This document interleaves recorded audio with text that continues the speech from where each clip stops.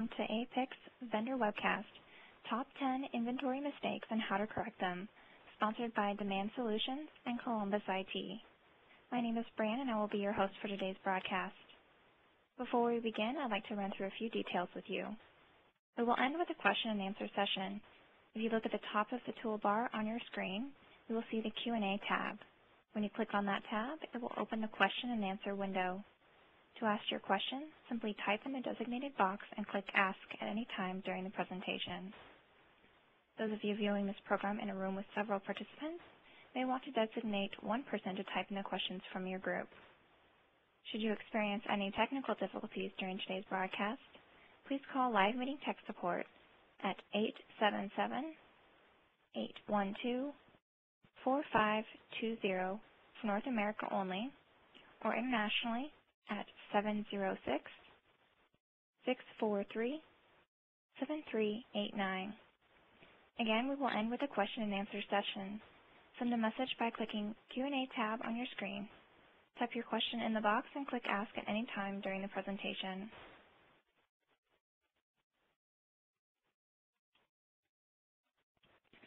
Now I'm pleased to introduce your first speaker for today's broadcast. Actually, we'll have two speakers.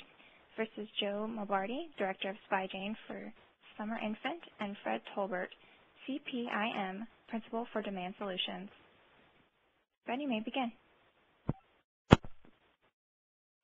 Thank you, and good morning and good afternoon to everyone that's participating in our webinar today. I'm Fred Tolbert. I'm a Southeastern Principal with Demand Solutions.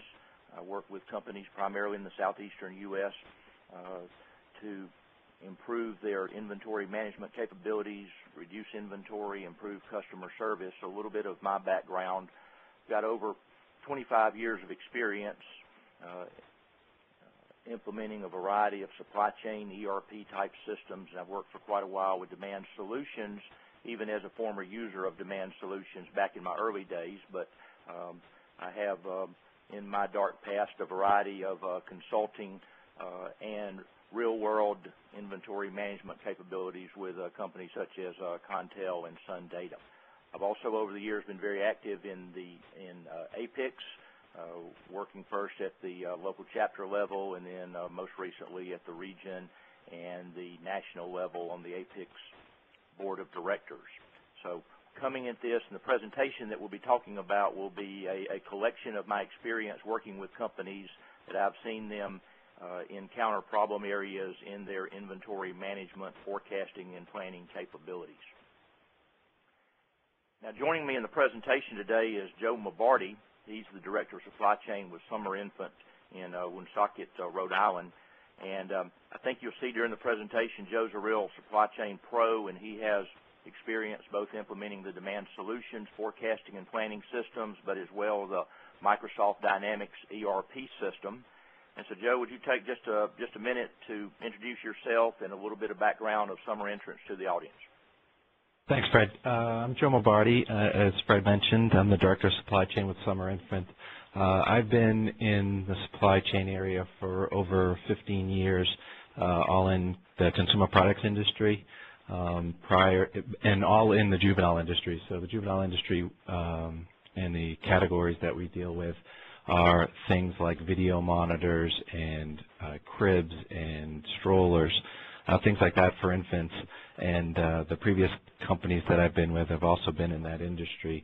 We deal with all the major retailers such as Walmart and Toys R Us and Babies R Us and Target. And as many of you probably know, there are a lot of challenges with dealing with the retail industry, particularly over the last few years. I've been Demand Solutions user for about 10 years now. We had it at my previous company. I've been with Summer Infant about a year and a half now, and we have 2 warehouses that we distribute out of. There are some challenges with that as well, and I hope to share some insights that I've seen over the last 15 years or so. Okay, thank you, Joe.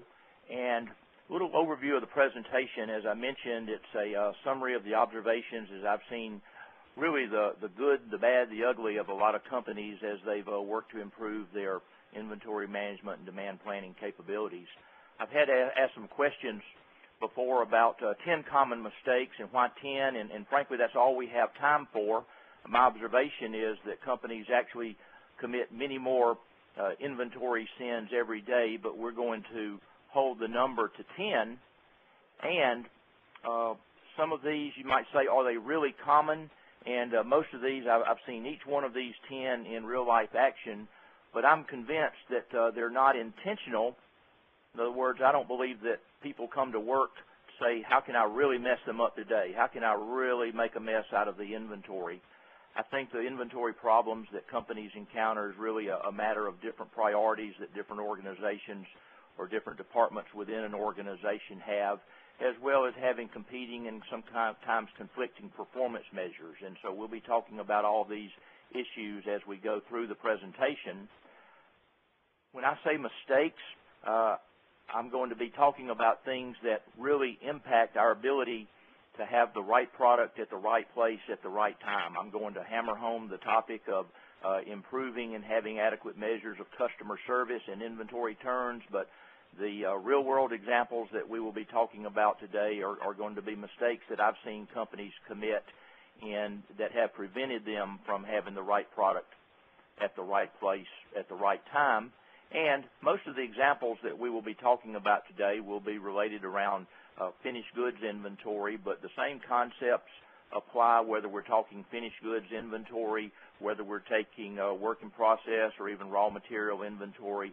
Really, all of the issues are the same as far as developing the appropriate planning techniques to ensure that we do have the right product at the right place at the right time.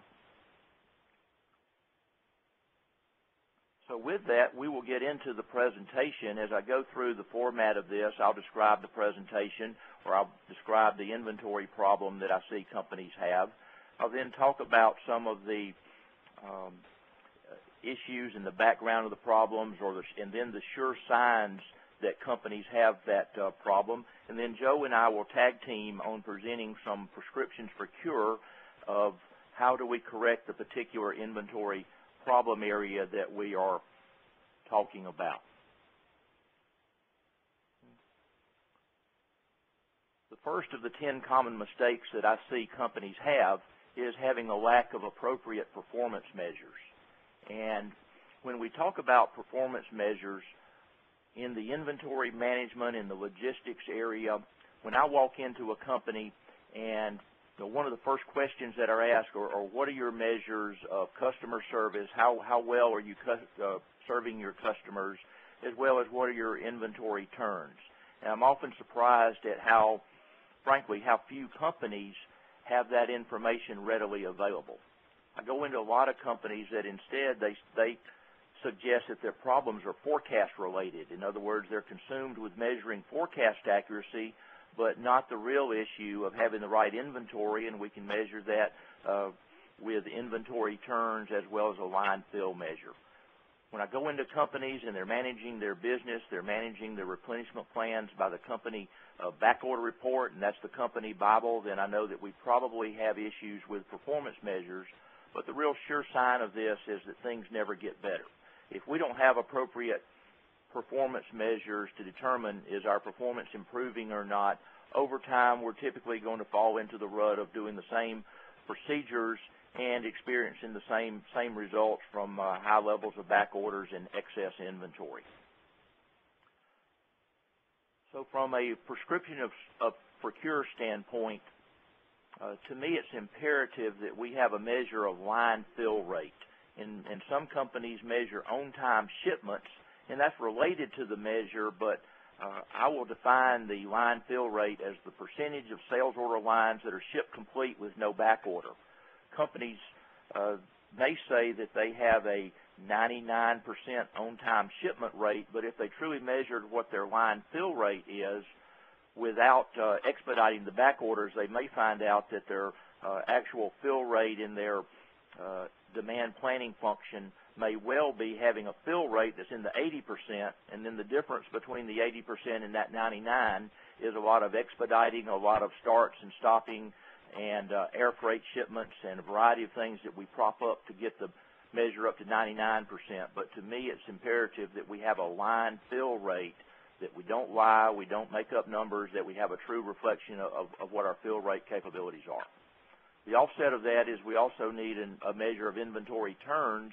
That one thing, we can prop up the line fill with higher inventory levels, but inventory turns helps to balance the measure to say, are we providing the level of customer service and the fill rate that we expect with the appropriate level of inventory management and measured by inventory turns.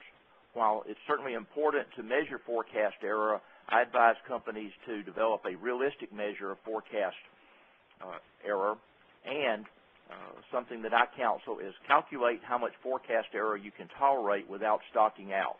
Almost universally, I hear people say that they expect forecast at a line item level to be plus or minus 10%. But we may find out that we're actually holding significantly more inventory than what would be covered by having a forecast error of 10%.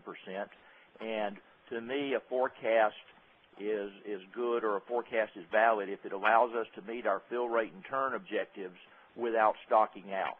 And I think that you would see, if you had a measure appropriately measured that way, that you would find out that you can tolerate much more forecast error than what I say the universal measure is of 10%. But get a realistic measure of forecast error, have the daily numbers for line fill rate and inventory turns right at your hands. The second issue that I see with company and the way that they manage inventory is having people that are unqualified or not appropriately trained managing their inventory. And it's common for me to go into companies and they say, Fred, you just don't understand. Our business, and you can fill in the blank of what the particular product is, our business is different. And it's different because we have lumpy demand. I'll bet if I could do a show of hands of all the companies that are represented today that say, how many of you have lumpy demand in your products, my guess is 100% of you would say that's an issue that you have. And so the fact is, whether it's automotive parts or whether it's consumer products, industrial products, the fact is everyone is dealing with difficult customers, lumpy demand products, and so to me, we can't get away with the excuse of thinking that our products or our industry is different and you can't forecast this.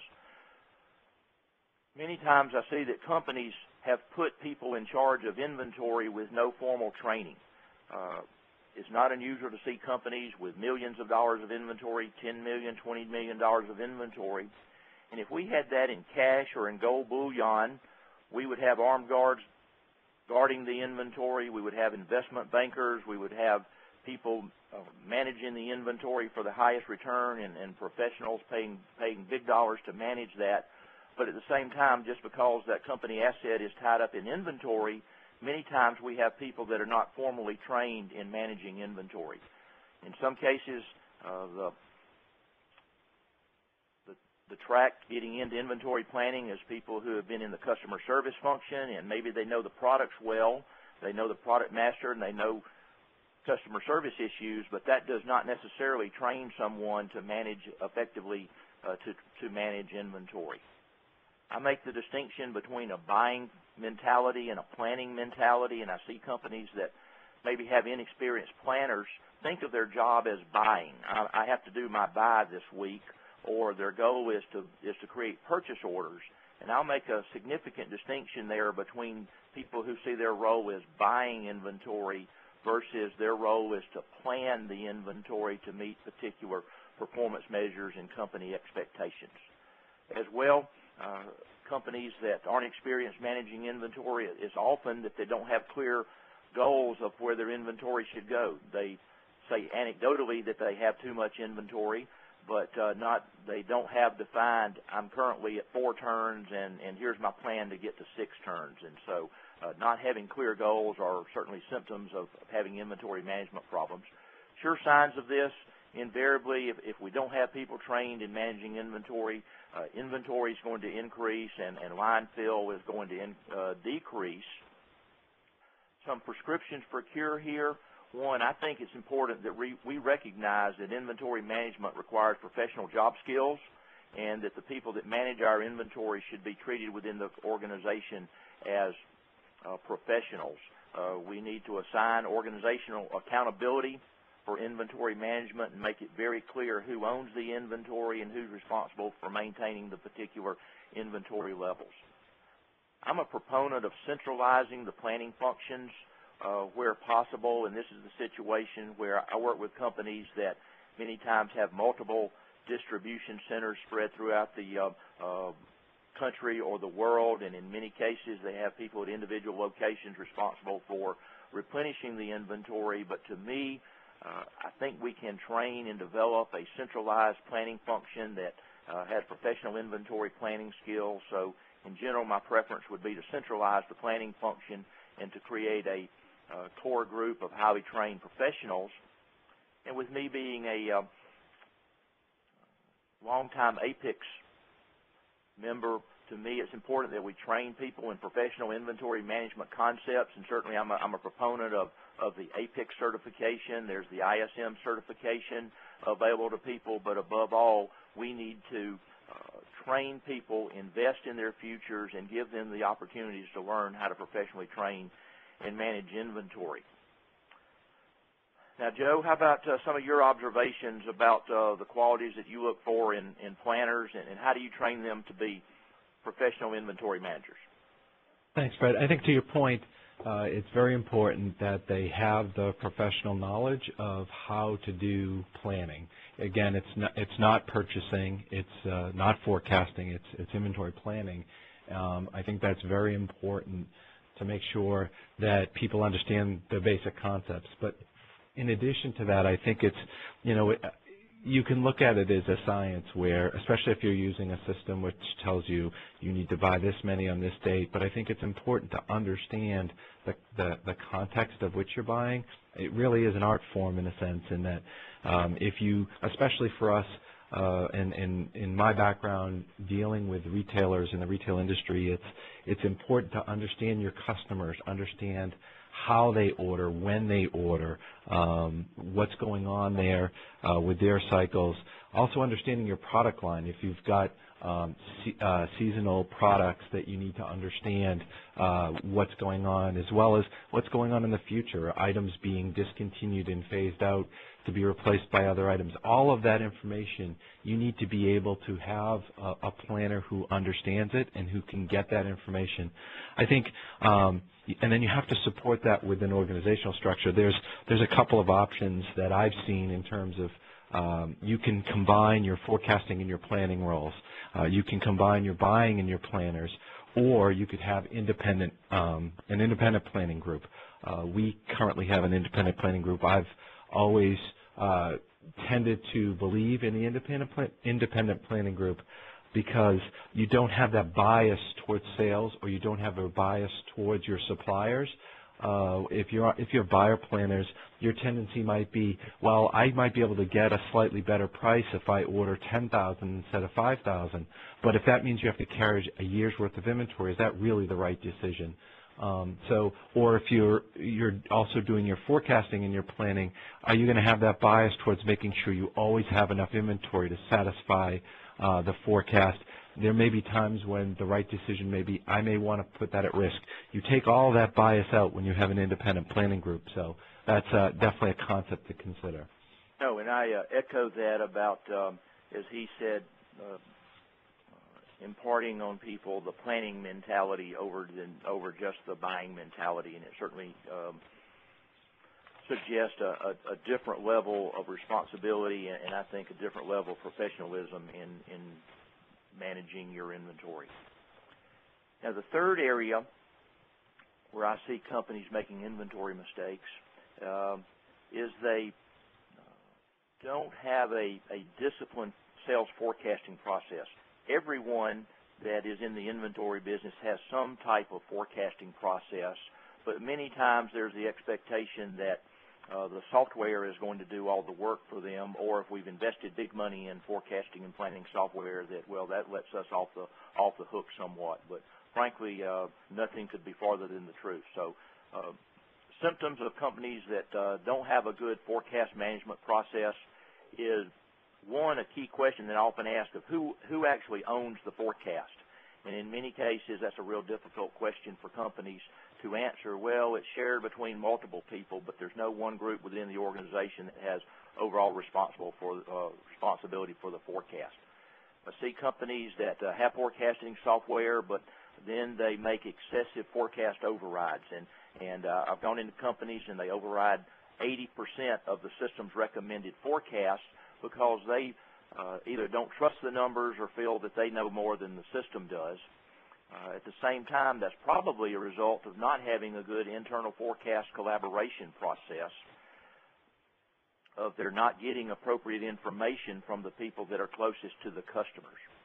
Boy, a real sin that I see of companies that don't have a good forecasting process is that they manage inventory by adjusting the forecast. At this time of year, we're trying to get our inventory down by the end of the fiscal year, and so a response is, well, let's cut the forecast. If we need to reduce inventory, let's do that by cutting the forecast. And to me, that's a very inappropriate technique for managing inventory. The forecast should be our best estimate of customer demand, a different story and a different technique for responding to that with different planning and scheduling techniques to actually reduce the amount of inventory we have.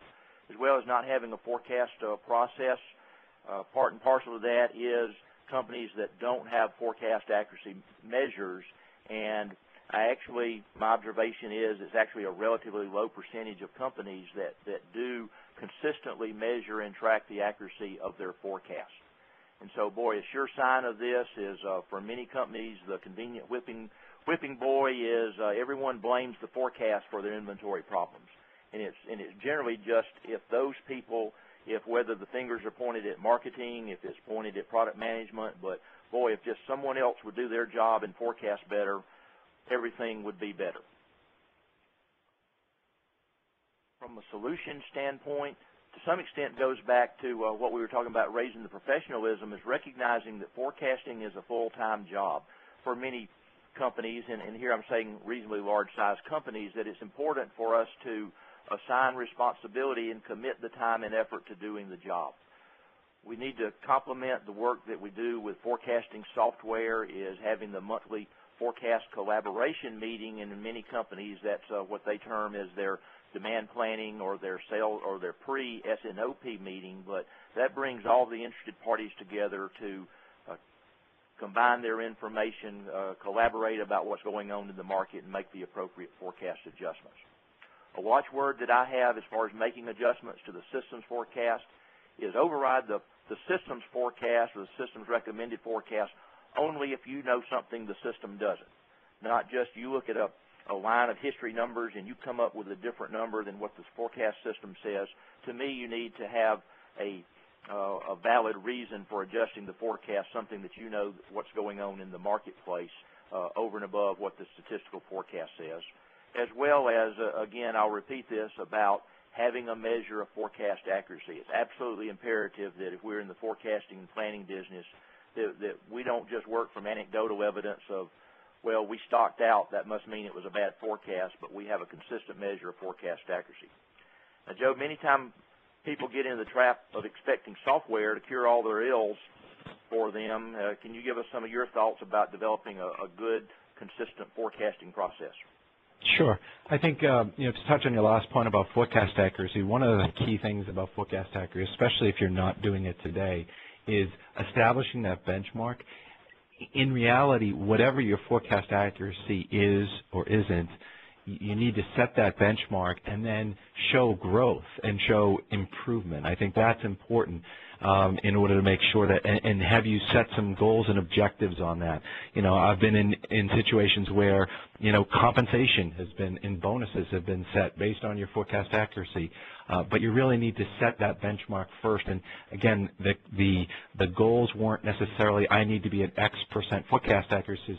It was, I need to improve forecast accuracy by 10% over the next 6 months or what have you. That's kind of important to understand. I think the other thing is who owns the forecast?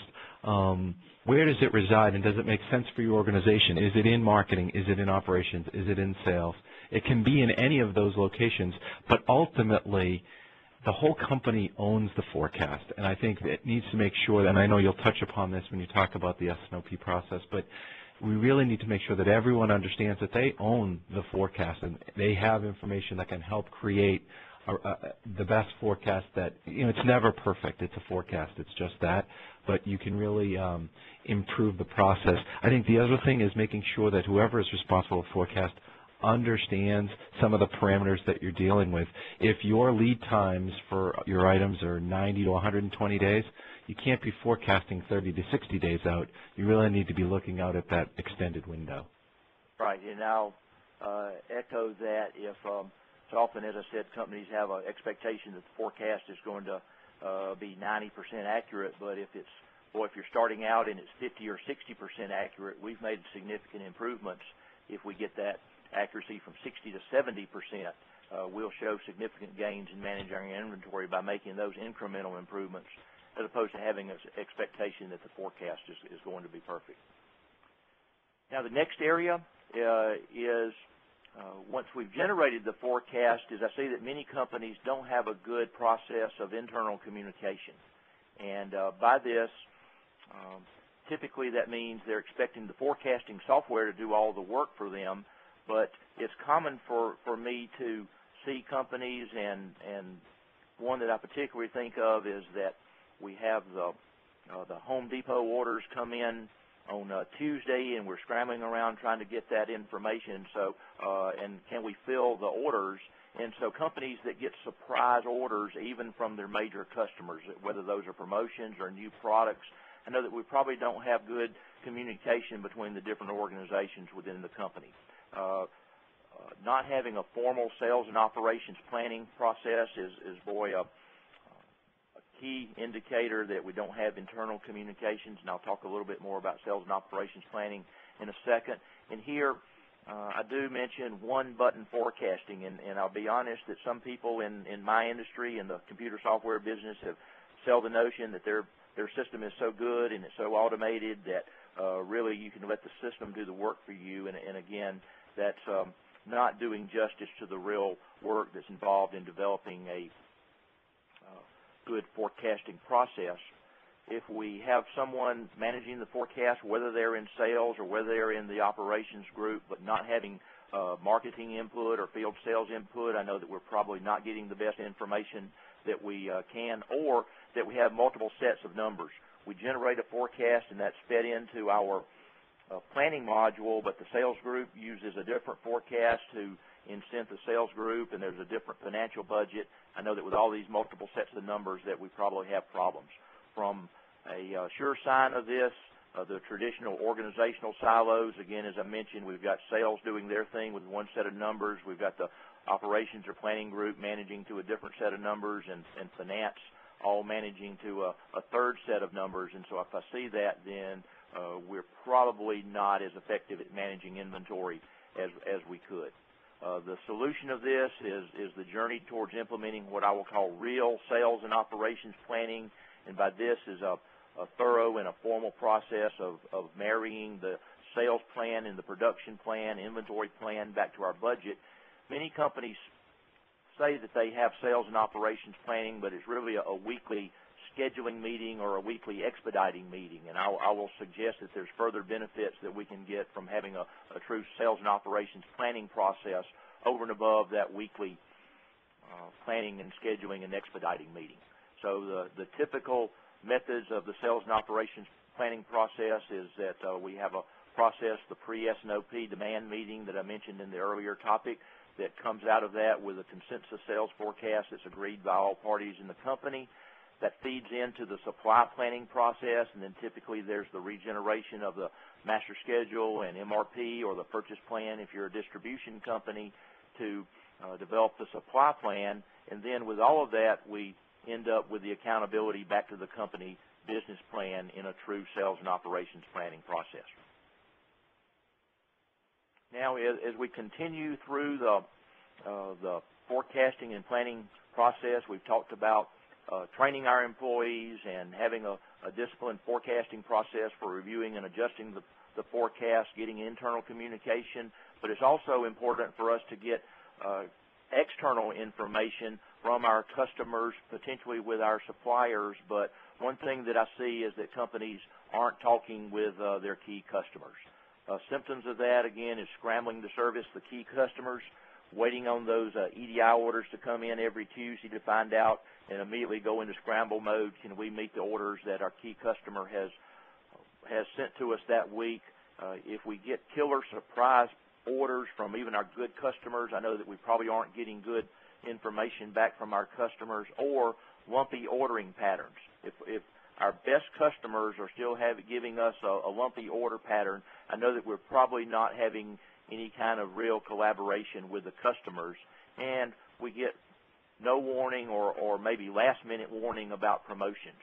A sure sign of this is that instead of using the formal system, we revert to planning inventory by the hot list and expediting as a method of filling the orders for our key customers.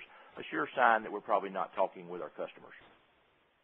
Solutions to this, one is reasonably simple, is talk to the customers and visit with them. And I'm not talking about your sales rep taking the purchasing manager for the customer on a golf outing. I'm saying the planners and people that are managing inventory, having real discussions with the corresponding people at the customers. And you may be surprised what you find out about how they plan and manage their inventory. They're typically doing the same thing that you are. They're forecasting, they're planning, they're trying to make the best use of their systems and their capabilities, but at the same time you may find that there's consistencies in there, and the way that they're planning and managing inventory could certainly be input into the way that you do it. In today's line, there's the collaborative forecasting and planning programs with key customers. Joe mentioned in the consumer goods arena, CPFR, collaborative planning, forecasting, and replenishment, is a common way of getting information back and forth with your customers.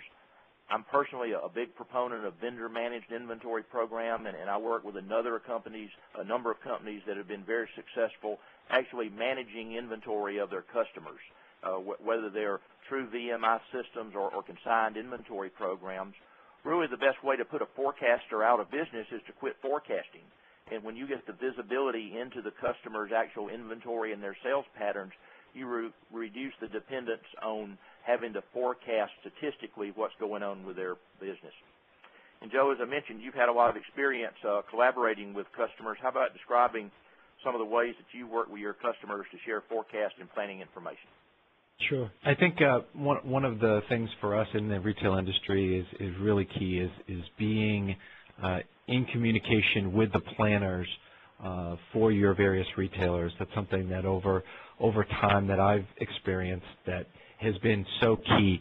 I was lucky enough that I was in a previous company where they were large enough to actually have sales offices and analysts within the major areas where the major retailers were located, and they were in their offices on a daily basis, meeting with various planners and buyers to be able to get the best information available.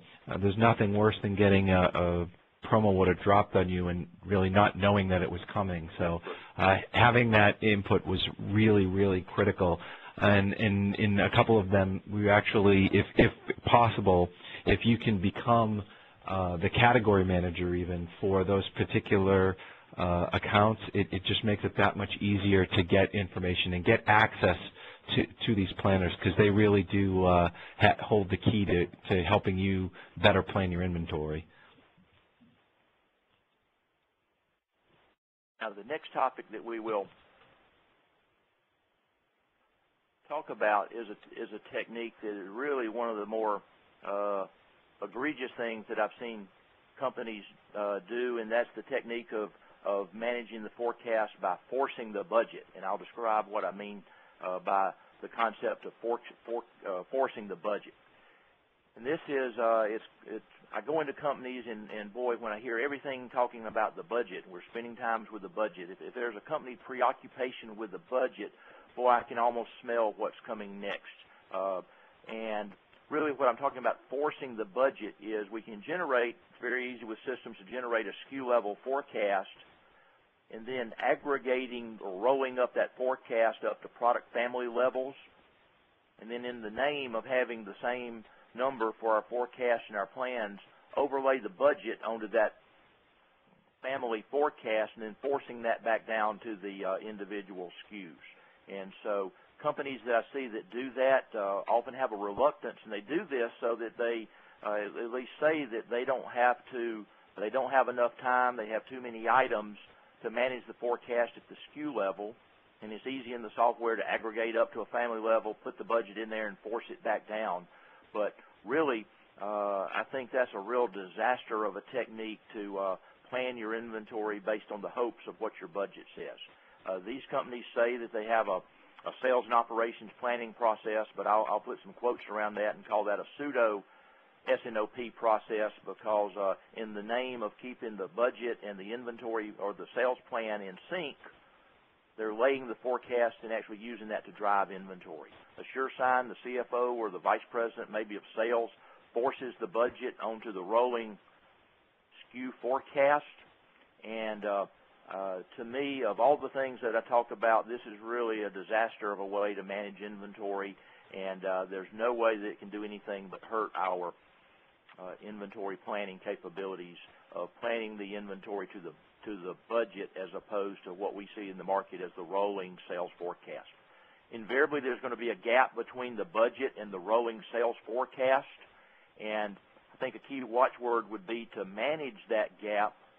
Don't force the gap. And so part of the S&OP process, again, is to determine whether we're deviating from the budget a significant amount, and at some point we may cross a line to where the variance is too far, but to force the gap, force the budget onto our SKU level forecast, to me, is just a totally inappropriate way of sales forecasting and managing inventory. And the reality is, if the gap gets too big, it's not the forecast we need to change, it's the budget that we need to change. So we need to not force the gap or forecast, or not force the budget when we're managing the inventory. We're moving now from forecasting into some planning topics, and so the next area that I see of companies making inventory mistakes is they're still using reorder points to manage inventory. And with this about reorder points, it's often that I see companies doing this.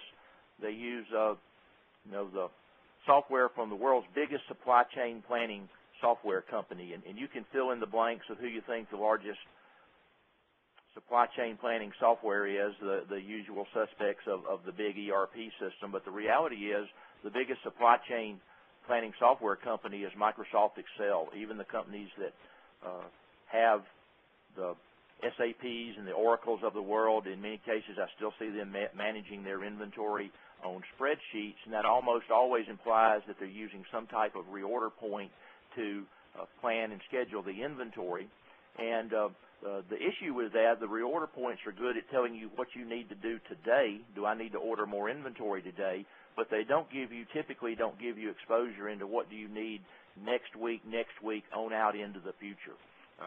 And another issue that I see, if the manufacturing function within the company uses one set of replenishment systems and the distribution function uses a different set of systems and they're not tied together, I know that we probably have problems. And then out of the planning information or planning systems that we don't provide the same level of information back to the supplier base that we were just saying that a few minutes ago that we were wanting from the customer base. Sure sign of this, invariably, we're probably going to have more inventory than we need, and we're going to have a lower customer service level because we're just frankly not taking advantage of all the information that we have at our disposal. Prescriptions for Cure here is to implement time-phased inventory planning planning system, and yes, someone can call me to say, well, isn't that just a different kind of reorder point system? And yes, technically it is, but I'm putting the emphasis on the time-phased nature of getting this information and utilizing all the information that's available to us, not just what do we need today, because that has us focusing on expediting and planning today's inventory, not looking up and taking advantage of the planning system to tell us what we're going to need farther down the road. So a time-phased planning system, master scheduling system for manufactured or master scheduling items. I'm a big proponent of distribution resource planning for distribution inventory management, and I know that many of the ERP systems just try to say that the distribution network, we're going to manage that as just another MRP node, but the fact is there are differences in the way that you manage distribution inventory from master scheduling inventory, and so again, I'm a proponent of DRP as a method for managing inventory.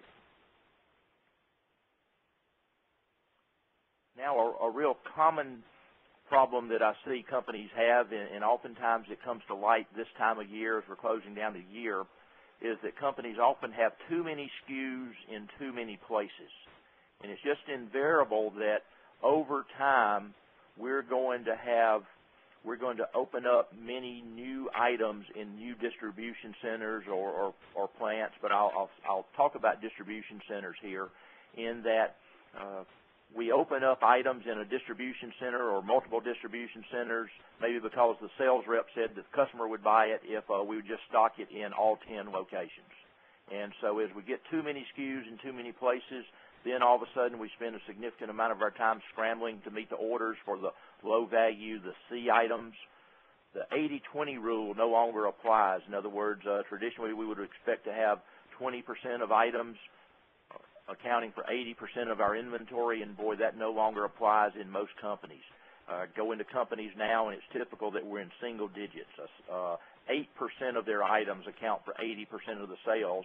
As we've opened up more items in more distribution centers, we've gotten out of SKU somewhat with the typical 20-80 rules. It's often too easy for companies to open a new item in more distribution centers by not having a stocking policy that dictates how we're going to get items into a distribution center or what justifies stocking an item. And I'll suggest it needs to be more formal than just saying the sales rep said the customer would buy it if we would stock it there. Again, going back to the buying mentality versus the planning mentality, a buying mentality would not suggest that there's any issue because with having more items, that just gives more opportunities to place more orders, versus the planning mentality, I think, would use a more analytical aspect to say, well, how should we be spreading our inventory around our distribution network? The high number, and I'll use the term slobs, of slow-moving and obsolete items. If our database is full of slobs, I know that we probably have too many items in too many places. I'd be interested to know how many companies out there are currently in the middle of the year-end inventory reduction project, and so that's often part and parcel to things like SKU rationalization projects, but it's oftentimes we stop making improvements in our planning processes by stopping to have a specific project designed to reduce inventory by year-end. And so if we have to reduce inventory in a near crisis mode or in a special project mode as opposed to it being part of our everyday inventory management capabilities, I know that we probably have problems.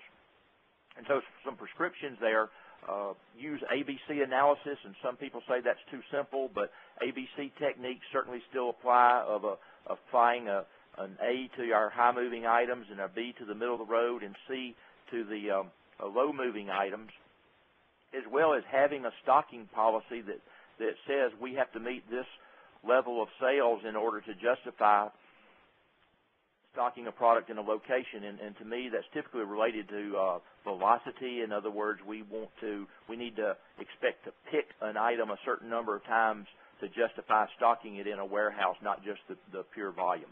SKU rationalization projects, sure, over time we need to reduce the number of SKUs or at least the number of stocking locations, using that stocking policy to dictate where we're going to put inventory, as well as centralizing C items. I'm a proponent of centralizing C items in a smaller number of locations or in a central DC for the C items if we can do that. And Joe, what advice can you give the people about implementing good stocking policy to control the number of SKUs that they have? Well, I've been fortunate enough to be in a couple of companies that have had tremendous growth, and with tremendous growth comes a lot of opportunities. When you have those opportunities, it's very hard to say no. And one of the key points that you bring up, Fred, is SKU rationalization.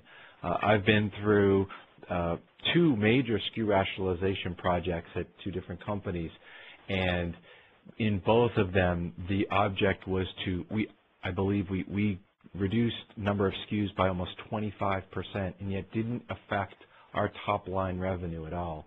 It's really important to go through your line and set some thresholds, whether it's your gross margin or if it's volume or whatever thresholds that you have, set those thresholds. One item in and of itself, you can always rationalize and say, I really need that item in the line. It closes out or fills out our line. But does that one item really add to the bottom line? Because you have minimum order quantities that you have to order. And if you're in multiple warehouses, you have to stock that minimum order in multiple locations. Then you take that, and if there's 30 items in that particular line, now you're multiplying that by 30, and it can really get out of control really quickly. So having those justifications for a SKU and making sure that it makes sense in the line is really key. Thank you. Coming down the home stretch now, another problem area that I see is that companies that attempt to manage all items the same way. And this came from a company that I dealt with, and I can still remember this was a guy up in middle part of Tennessee, and I went through as we were doing a training class, and I was talking about my concept of having different levels of safety time for A items and B items and C items and having different parameters. And I can hear Lamar now. Fred, you just don't understand. It's just as bad for us to stock out of a C item as it is an A item. And that was his justification for setting the same inventory goal for all items. And he rejected my notion of having a different inventory policies for C items under the notion that somehow we were saying we're going to provide less service for the lower demand items. And so he was saying, well, then we need to manage the C items just like they're an A item under the guise of, to the customer, it's just as bad to have a stock out of a C item of an A item. And to me, he was 180 degrees away from the appropriate way to plan and manage inventory by trying to manage C items just like they're an A item. And then the result of that, invariably, we're going to spend a significant amount of time expediting those C items that we're not managing appropriately. And I'm a proponent of safety time as an inventory strategy function. Many times when I see companies that are using fixed safety stock quantities, it's hard to catch up with either increases in demand or as the demand drops off in falling back on fixed safety stock quantities. I know that we may have issues. When I hear the term, when people talk about days of supply, we want to have 30 days of supply, I can almost anticipate that they're going to talk about they want 30 days of supply for all items. And again, if we want 30 days of inventory, it's probably going to be we're going to have much less inventory on average of the A items. We may have 30 days of these and then something like 60 or 80 days of inventory, frankly, for C items. Prescriptions for cure, again, we've got to have an ABC analysis, and we've got to accept the notion that statistically an A item is not going to behave the same way as a B and a C, and so we've got to use different inventory management techniques for managing B and C items. Again, I'm a proponent of safety time rather than a fixed safety stock quantity because that lets your inventory expand and contract with the normal seasonality of the business as opposed to trying to catch up with those increases or decreases using fixed safety stock quantities. Joe, I know that you're not one of those guys that tries to manage inventory for all items the same way. And so what are some examples of some techniques that you've seen being successful in planning and managing inventory for different classes of inventory? Well, I think you nailed it when you say that manage A's and B's different. Manage A's different than B's and C's. There's a reason why an item is classified as an A item versus classified as a C item. And I think it's really important to make sure that you're treating those differently. Because a C item, as you mentioned, if you say we're going to have 30 days of supply on hand, that 30 days can go to 90 or 120 days in a blink of an eye if things start to deteriorate. And again, volumes would typically dictate that your C items are lower moving. So I think it's really important we personally use a combination of safety time and safety stock. There's a minimum threshold I think we don't ever want to go below. However, we really focus on safety time to make sure that we're looking out into the future to see what is happening with the demand to make sure we're varying our stocking levels as appropriate. Absolutely, because you can see companies that want 30 days of C inventory, but it's common for items that are coded for Cs. You may only sell them a few times a year, and when you do, the order quantity that the customer wants is far more than 30 days. It may be a 2 or 3 month demand in one sale. So trying to manage that to 30 days of inventory, and invariably we're going to get into an expedite mode trying to manage those C items like they're A's. Now the last thing that I will mention is common inventory problems is the philosophy that companies have of sometimes never trying new things. And so this is an idea of developing a continuous improvement attitude, and that we're always trying to improve our inventory management capabilities. You know, in this day and time, it's almost imperative that we're doing trials to electronically link with our customers and suppliers. And here I'm not talking about EDI ordering and invoicing and that sort of thing, but I'm talking about actually passing planning and scheduling information back and forth with our key suppliers. In the organizations, if boy, I don't sense a real commitment to training, people aren't attending APICS and CLM meetings and going through the certification process, I know they're probably not open to trying new things, or if I can sense that there's little emphasis on innovation within the company, I know that we probably are not being very progressive in the way that we're managing inventory.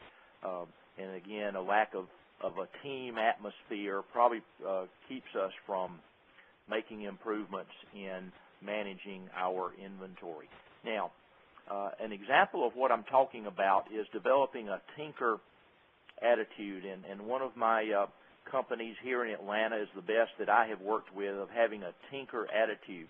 Now, that doesn't mean they spend a lot of money on new systems and that sort of thing, but they're always looking for new ways and new ideas of way they can manage their inventory, how they can adjust the location of items out in the warehouse, and how they can do small trials of safety stock policies and different things to try to improve their inventory management. And they have what I call a tinker attitude. They're always trying new things, and they've always got some new initiative underway. Some work, others don't, and the ones that don't work, they quit, and then they will invest more in the ones that do work. Here I'm talking about things like inventory or lead time reduction programs, and doing things to try to make those improvements, trying new safety stock techniques and different things to better plan and manage the inventory levels. It's common now that companies are getting into postponement strategies, meaning they issue orders on their suppliers that may be in the Far East or Latin America, but holding out until the last minute until the product is actually ready to ship or it hits the shore here in the U.S. to make the final deployment of which location is the product going to go to. We may send an order for the total amount that we need for the full distribution network, but then delay or postpone making that final stocking decision until right at the last minute. These companies that have a tinker attitude conduct low-cost, low trials. You don't have to buy new software to do a trial of things like consigned inventory programs or VMI. You can certainly do that for some amount of time using a spreadsheet or doing it manually, and then when it's successful, invest the money to invest in software to help you manage that. Important today to be in the ball game of collaborating with key customers. Many more companies today are working on customer-level forecasting and planning capabilities. As I mentioned, VMI programs, and in the consumer goods, the CPFR initiatives, as well as then we tend to talk about getting information with our customers, but it's important that we move back up the supply chain and talk about sharing our purchase schedules with our suppliers as well. But above all, come away with this. It's important for us to constantly try new things and develop that tinker attitude.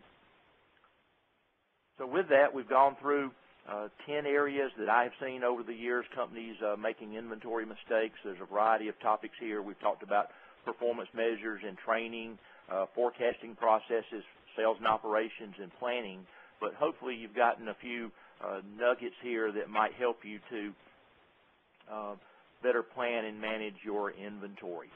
They are the problem areas that we have. There's some of these, the performance measures and training and never trying new things. These are real process improvement types of activities, and I'll suggest that having a commitment to educating employees and supporting them as in APIX and ISM certification programs, and in our business, the Institute of Business Forecasting is certainly a good opportunity for getting forecast training, but there's a number of process issues that you can come up with. A number of these were forecast related, about having a forecasting process and the mortal sin of not forcing the budget and safety stock strategies. And so with Demand Solutions, we have our forecast management module as well as the service level optimizer to help you plan specific safety stock techniques for improving your forecasting process. Sales and operations planning, we talked about using that as a vehicle for developing a true internal collaboration process. And here at Demand Solutions, we were the first application system on the market a number of years ago now that was designed specifically to support the company's sales and operations planning process, and now we've expanded that to collaboration modules like our DS pipeline that makes it easy to get that internal as well as external collaboration back into your sales forecast. Companies that aren't collaborating with customers, I mentioned modules that we have. DS Collaborate is a full web-based module designed to get forecast information, designed specifically to get customer or supplier information back into the forecast, as well as our retail planning module that's used for suppliers into the mass merchant market of assisting using the retailer's point of sale data and using that as the basis for your forecasting and planning areas. From an inventory planning standpoint, the issue of not using reorder points but using true time phase replenishment planning and the issues of too many SKUs in too many places. From the distribution and master scheduling area, our requirements planning module, and on the shop floor, our capacity planning system, DS Advanced Planning and Scheduling, are certainly modules that assist in reducing inventory and improving customer service all the way down to the plant floor. So with this, we've gone through 10 problem areas that I see companies having, as well as some prescriptions for cure. And I know that a number of you have asked some questions, and we have a little bit of time here, a few minutes for some questions, and I'll go through here. I see one, Mark Ross has a question about please explain inventory turns in detail. And Joe, certainly jump in here as I go through here. But turn is a measure, and it's typically a calculation of annual sales divided by average inventory. So if we're a $10 million company and we have $1 million of inventory, and I'll do that at cost, and our inventory turns are 10, and so that's a measure of the velocity of how much sales are we supporting with our level of inventory. And it's to me an important measure, consistent measure of inventory to determine how fast is our inventory asset being used to support our sales volume. Got another one, Paul Roman. Would either of you, so Joe, chime in here, advocate planners forecasting their own product lines of responsibility as opposed to one or more forecasters in a separate group? And maybe, Joe, you mentioned this a little bit, so maybe you could expand on this again about whether you advocate a buyer planner function or having a separate forecast organization. Sure. So in the organizations I've been with, we've had that delineation between the forecasting group and the planning group, and I think it really the question asks about either of you advocate planners forecasting their own product line, and I guess we separate that planning versus forecasting. I think from a forecasting perspective, what I've been experienced with is that we really forecast at the customer level, and then each forecaster forecasts their own customers, and maybe it's a group of customers. From a planning perspective, we definitely plan at the item level, and historically what I've done is really by supplier, so that we have one voice back to the supplier if there are questions. You could do it by category. I've gone through periods where we've done it by category, and so by category of product, you're responsible for planning all of the items within a category. Okay. I've got, and I'll offer that we take time to do just a couple more because we're bumping up on our allocated time. Lisa Vassapolo question, can you elaborate more on safety time? And I draw the distinction, it's common if we plan inventory using a safety stock, meaning we want 100 units of a SKU on top of the forecast that we have for that item to plan inventory. And this is really safety stock or even safety time inventory is designed to cover us in periods of uncertain demand. And so safety stock is typically a fixed number of units that we use as floor inventory. The concept of safety time is that instead of a fixed number of units, we express our safety stock as a function of a number of periods of forecast. And so typically we might say that we want to plan our A items at 2 weeks of safety time, meaning we at the end of 1 week, we already want the next 2 weeks of forecasted demand on hand. And so to me, the advantage of using safety time is that that safety stock inventory naturally expands and contracts as the seasonality of your forecast changes. As your forecast increases going into your busy season, the amount of safety stock inventory to support that naturally increases. And then as it drops off at the end of the season, then the corresponding amount of safety stock inventory goes down. So, and that's why I'm a proponent of safety time, and I will make the distinction there of C items here. It's common for C items to not necessarily have a forecast in all periods, which might suggest that you don't need safety stock inventory. So I think, as Joe said, I'm actually, for those items, I would say a combination of a safety stock and a safety time process.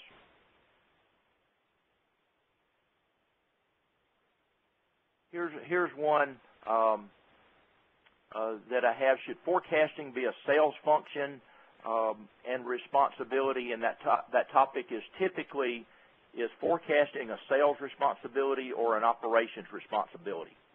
And I'll be honest, and Joe, you can render your opinion. I have actually seen it work well both ways. I guess the theory, or if you go to the Apex conference and sit in the presentations, I'll bet you'll see the recommendations being that sales, being our estimate of customer demand, is appropriately or sales forecast is appropriately a sales and or marketing function. But I know that in many companies it's actually managed or at least coordinated by the operations group. So if I had to put my vote, I would say it's appropriately a sales function. But if we have developed an internal collaboration process, I've seen it work effectively by having the operations people with primary responsibility for the forecast. And so, it can work both ways, but if I had my druthers, I would say it would be a sales function. Joe, you want to add to that? Sure, and typically what I've seen is sales, although one of the things that we've always had is kind of that watchdog on the operations side to monitor what the forecasts are coming in. It's easy to individually look at a specific item and say, oh, the forecast is going to be 1,000 pieces a month, and then this item is going to be 1,000 pieces a month. But when you aggregate it all together, all of a sudden, someone might look at the number and say, wow, there's no way that's going to happen. That's not realistic. And it's good to have that. And that typically has been on the operations side. So with that, we ask for a commitment of an hour of your time. So being protective of that, I guess it's now time that we close off on the presentation here. I really appreciate you all committing an hour of your time today to participating. And obviously, if there's specific questions, we here at Demand Solutions would love the opportunity to be able to talk with you further, or if you have some just basic inventory management questions that you want to touch base with me on, I'll be glad to respond back to you on that. So with that, I appreciate the time and effort of you participating in our presentation today. I'd like to thank our speakers, Fred Tolbert, Principal at Demand Solutions, and Joe Mabardy, Director of Supply Chain at Summer Infant Incorporated, for their time today. All content and materials included in this APIX vendor webcast are the property of APIX and the vendor webcast sponsor, and are protected by the United States and international copyright laws. All rights are reserved. This concludes today's APIX vendor webcast. This is Brianne Sordahl. Thank you for participating.